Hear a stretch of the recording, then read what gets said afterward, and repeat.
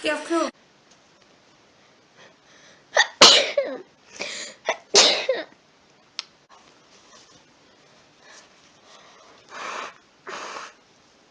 Oh.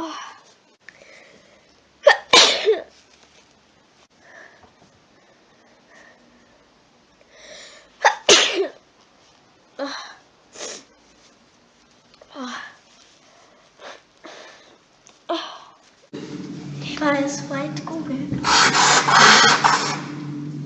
Der hier, da.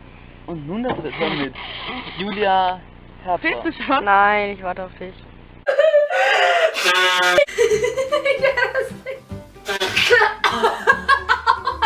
Digga, das kommt alles meiner Lippe.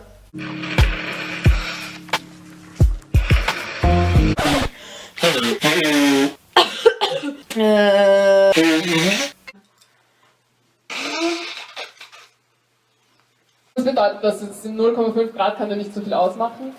Letztes Jahr ist ein Bericht vom IPCC, das ist der Intergovernmental Panel on Climate Change, das sind quasi ein Konsortium an ganz, ganz vielen Klimawissenschaftlern. Das ist so gemein. Und die anderen, die werden immer nie krank. Oder immer nur dann, wenn wir irgendwelche Scheißbuchsen schreiben. Und ich werde immer jetzt krank. Mann!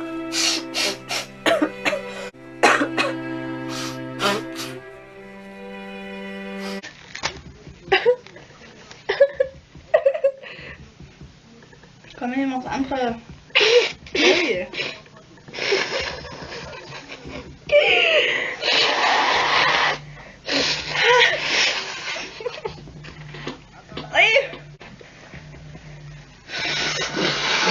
Oh.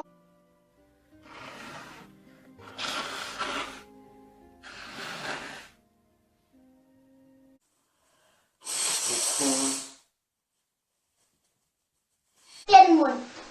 Die Hände waschen.